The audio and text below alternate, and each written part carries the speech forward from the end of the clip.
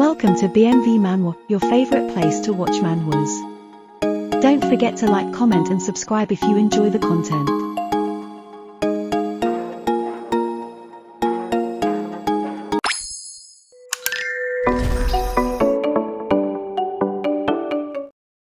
The scene started at a time when a parade was going on in the Asgard Empire, and all the citizens seemed so happy to see the hero there.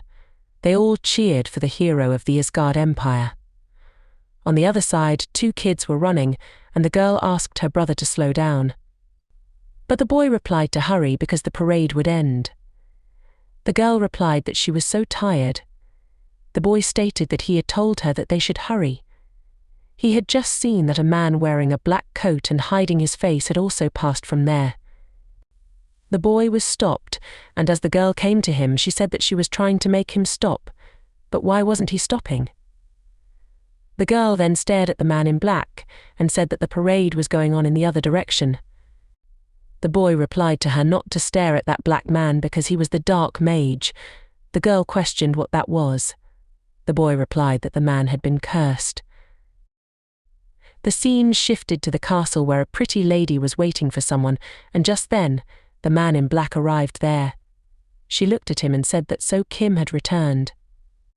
Kim showed the head of someone, and the lady remarked that by adding that, the threat to his guard was eliminated, and she wanted to thank him for doing such.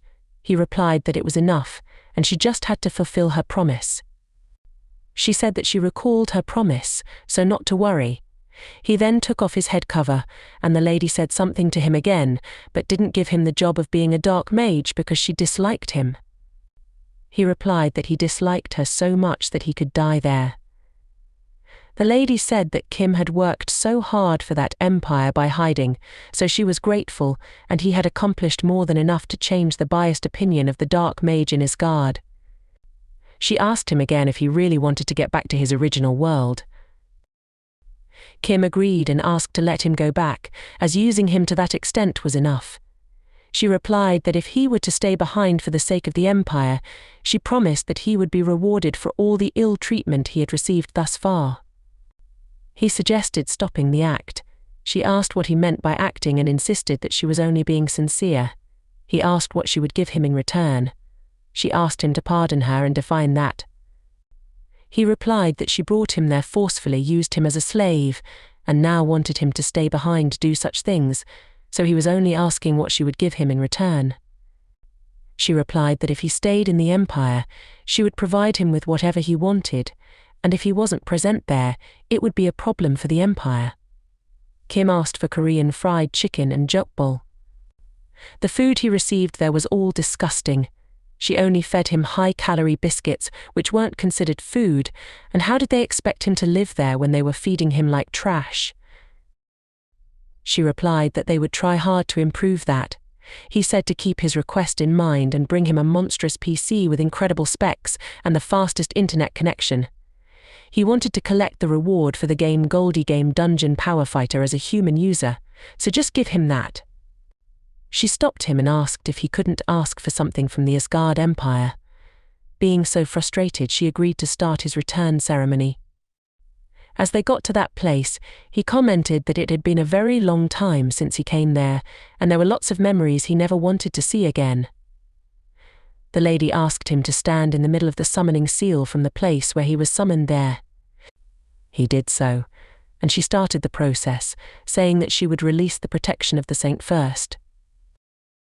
Kim took off the gloves, revealing a sign of the saint on his hand. He thought that it was called the protection, but it was just a leash that restricted him from fighting that lady, and he was finally getting free from that. He moved his hand towards her, and she saw it, saying that she didn't understand the incredible power he had gained there and the riches and fame he acquired, so why did he want to leave all of that?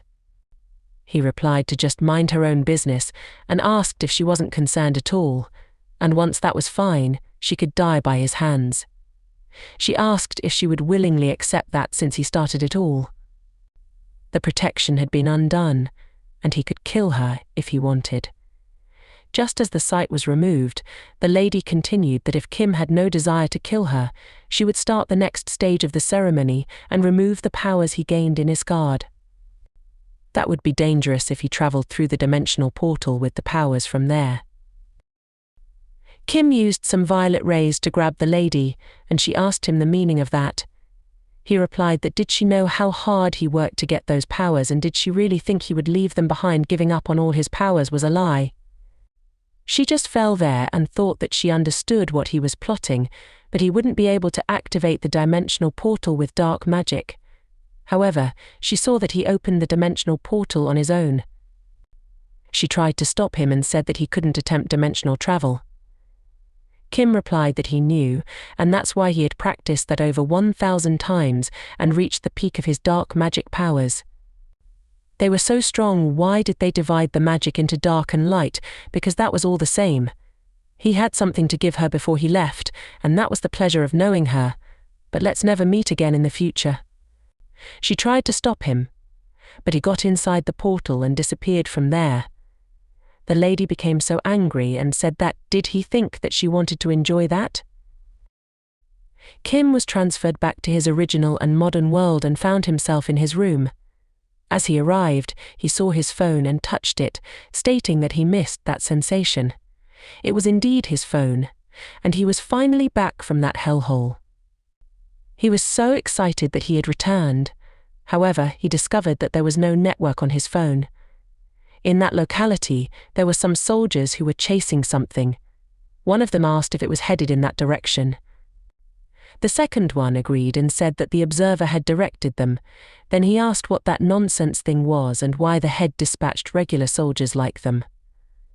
The first one replied to just go and ask the administrative officer about that. Then he suggested they go. As they came onto the road from the street, they saw Kim walking and realized that it had been 2 years since he was summoned there, and he was getting pissed off thinking about that again. It was thanks to the auto-sync that his phone was still working, but why wasn't the internet working at all? He couldn't do anything without it. He moved his phone here and there, wondering if that made sense that there wasn't any Wi-Fi and why there wasn't a single store open at that time. The soldiers wondered why he seemed like a civilian. Kim wondered how long he had been in Asgard and guessed it was a good thing that it had only been 2 years. One soldier said that they knew civilians were restricted from that area, so why was that man there? They called out to him and asked him to come to them. Kim turned and wondered why the soldiers were in a civilian area. He thought that maybe they were training, and that was pretty hardcore those days. He then apologized and said that he was just passing through. One soldier asked him to run away. Just then, a wolf attacked Kim. Soldiers asked Kim to dodge that. Kim wondered why he had done so because that wolf was killed with only one punch. He then realized that he hadn't felt any demonic energy but still used his hand to make the wolf hit the ground and be killed. The soldiers were shocked to see that. Kim got blood on his face and wondered if the wolf had thought Kim was a loser because he couldn't use his dark magic due to the lack of demonic energy. But even if he had become weaker, he wasn't at a level where he couldn't beat such an easy monster. He thought that it all reminded him of the training time in Asgard, but he wondered why such a monster had appeared in his world. He excused the soldiers. However, being scared, they asked him not to get close to them. But afterward, one soldier was driving a car, and Kim was sitting with him. The soldier told him that he didn't know how Kim had gotten that far, but he might have gone to jail if he had done so. And since the commander had told them not to escalate the situation and they were letting Kim go, why didn't he really know what was going on there? Kim replied that he had been living abroad. He thought that he was in another world, and the place where he currently wasn't the Korea he knew. He wondered what had happened there in the last 2 years. The phenomenon of the dungeons had appeared when he was around 7 years old, and there the monsters started appearing in real life. He recalled the soldiers beating them like they were doing currently, and with the dungeons appearing, awakened humans were born as well. With abilities that surpassed the level of average humans, they joined the Hunger Corps, which was newly established at the military base, and completely wiped out the monsters as fast as they appeared. So, prior to being summoned by that saint, Korea had no danger of being harmed in civilian areas. He wondered what could be that. He then saw the Danger Power Fighter game and thought that the server hadn't been completely given, and what was the point of going through so much in order to return then? He realized that his network wasn't working yet. The soldier thought that the whole world was in the same problem, but Kim didn't know anything because he had just returned from abroad, which was suspicious, but let's not dwell on that.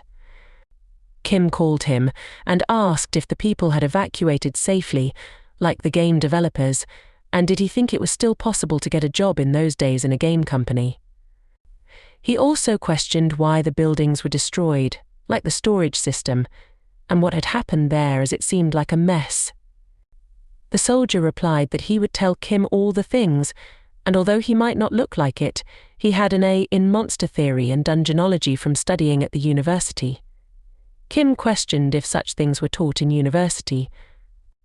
The soldier replied that it was hard to find a university that didn't teach those subjects.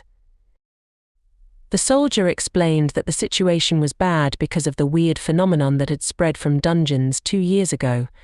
One day the dungeons started appearing more frequently and also getting larger. But the biggest problem was that giant monsters started appearing very rapidly, and they kept coming from those strange dungeons. Because of that, the military wasn't able to handle them, and the situation escalated to the point of locking down some civilian areas.